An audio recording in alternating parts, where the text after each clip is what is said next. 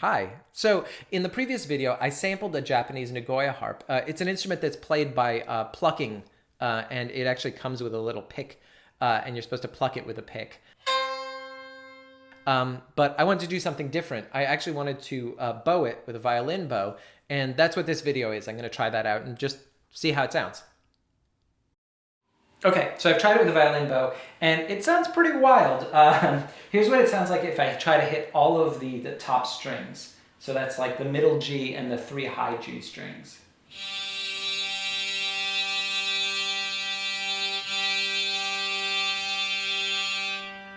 If, on the other hand, I try to hit just the middle G, and that's pretty hard because I have to angle the bow like this so as not to hit the top strings.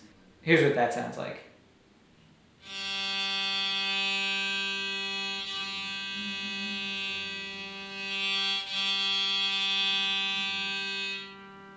So not terrible, certainly better than when I'm hitting all of the strings at the same time. And if I press down the low C button,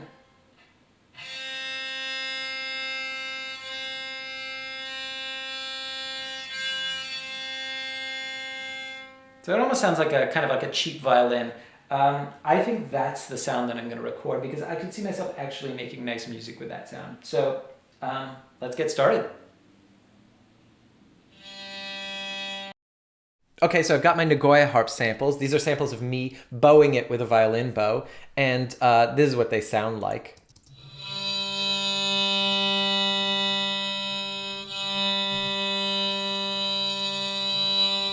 So yeah, pretty harsh. My goal is going to be to bring these into Kontakt and to see what it sounds like as an instrument. Remember, the Nagoya harp can't be played this way. You can't play chords on it. You can only play single notes. So it's going to be kind of exciting to hear what this sounds like when there's multiple notes playing.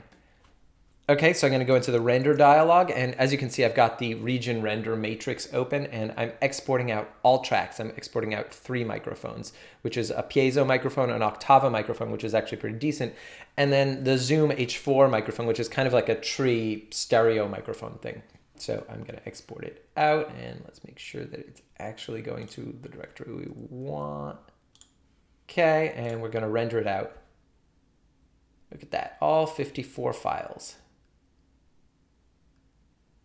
Okay, we're all done. Save it, quit out. Okay, so here we are in Kontakt, and I have just invested about 45 minutes in making these 3 groups that contain all of the samples that I recorded.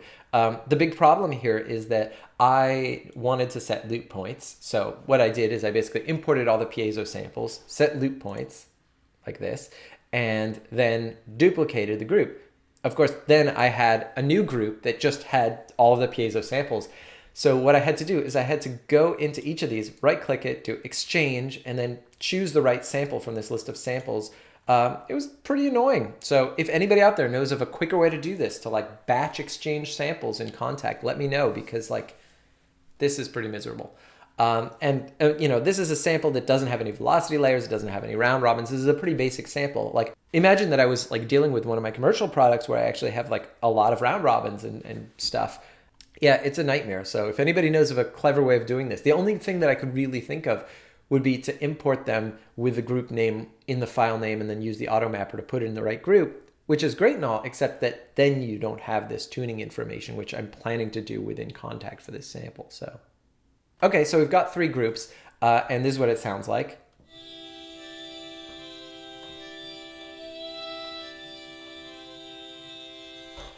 So it's still pretty harsh. It sounds a lot better with chords than it does with single notes, of course. My goal here is to create 3 volume knobs for the 3 different microphones, because I have the feeling that the piezo microphone sounds a lot better than the octava, and I kind of want to turn the octava down.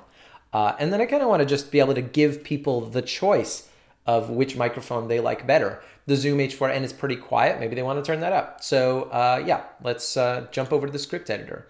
And we're going to start from scratch here.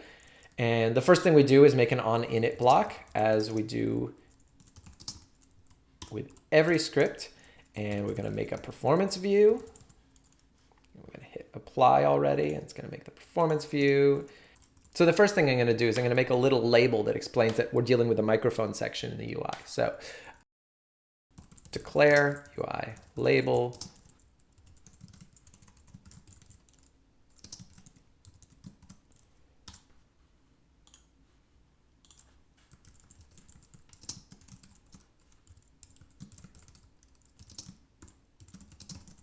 Okay, we're going to call it mic levels. I'm going to hit apply. Okay, there's our label. Next, I'm going to make a knob. Declare UI knob. We're going to call it mic1 level. And I'm going to set its range from 0 to 1 million.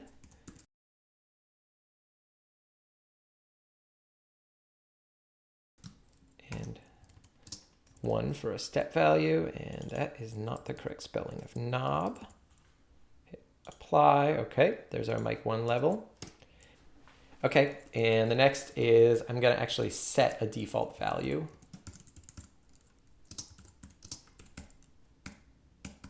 Which I'm setting the default value to 500,000, which is halfway between 0 and a million. Yeah, just kind of makes sense to me. Okay, there's our... We're going to set text on the mic1 knob.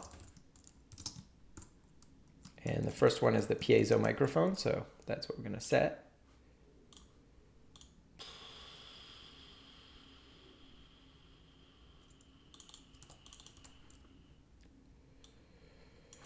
I'm actually going to rename this to knob because it makes more sense.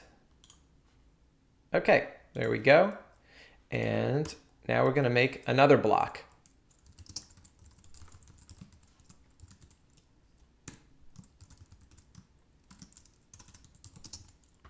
Okay, so we've made a control block for that mic1 knob. Every time we touch this, this control block is getting called, but we need to actually set the volume. And as you can see, the volume is down here. Right now, for some reason, it's at -7.5. I don't know why it's at that, but okay. So what we need to do is we need to set engine par, set engine parameter. And I'm actually going to look at... Okay, so we've got the call signature up for set engine par, and the first thing is the parameter, which in this case is engine par volume. The second thing is the value, which we are going to grab from here. The third thing is the group, which in this case is 0. It's that first group. Remember, group numbering starts at 0. And then slot and generic. Slot and generic are going to be -1 in our case because we're looking at a top level parameter, which is the amplifier stuff that's part of the group. Like this isn't like one of the group insert effects or something like that. So this should be enough to actually control that volume. So I'm going to hit apply. Then I'm going to turn this all the way down, and we're going to look down here. And we're going to look down here and look, the volume is at -infinity. So we turn it all the way up, and yep, volume is all the way up. Okay, so now we need to set that label because a million isn't really very useful. So what we're going to do is we're going to do set knob label. All this stuff is covered, by the way, in my Intro to Kontakt Scripting video. And what we're going to do is we're going to get what is being displayed on this knob down here, that 12 dB. We're going to retrieve it using get engine par disp, which takes almost the same parameters as set engine par. Perfect. So this is displaying the exact correct decibel value as seen here, and it's controlling that first group. So obviously we want to make 2 more knobs. We want to make one for the octava and we want to make one for the zoom. But before we do that, let's kind of fine tune some things about this one so that when we copy and paste, we have everything in order. First, you'll notice that when I hit apply, it always defaults back to that 500,000. So what we want to do is we want to make it persistent. And in this way, when we hit apply, it remembers it. But you'll notice when I hit apply, it's still going back to using a really large number. It's not actually getting this volume. So what you want to do is you want to grab this code. And we actually want to grab both things. Okay, so that's not right though. That is actually, when we hit apply,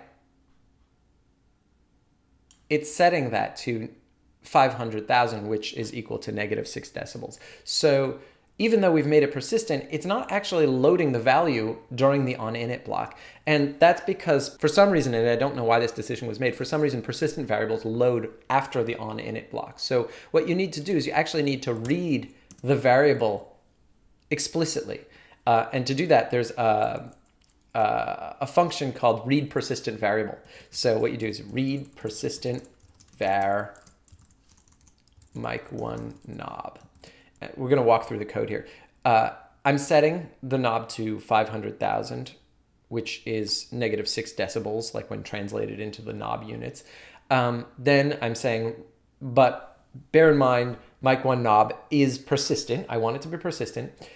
Then I'm reading in the value.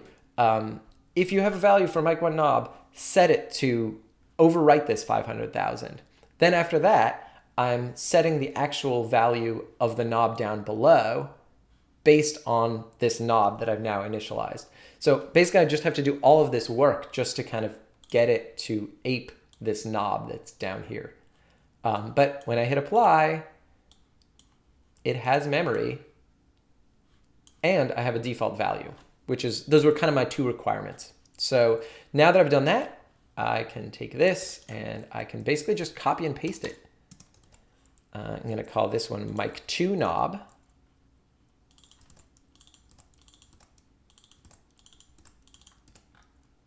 And pretty much every line is going to reference that variable. And I'm going to call it octava because that's the second group. And we hit apply and there's our knob. Of course, this is still manipulating group 0, which is that first group. So we want to change this to 1. I want to change this to 1. And then we hit apply again. And now we've got two distinct knobs. Of course, we don't have a control block for mic2, so we're going to just copy and paste that. And we're going to make all the same changes. So mic1 becomes mic2. And group 0 becomes group 1. And now let's make sure that that octava group is actually being changed. So it's 2, it's 2. Okay. And finally, our third knob.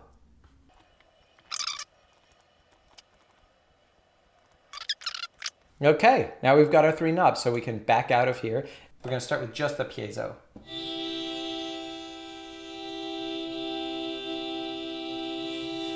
Bring the octava up a bit.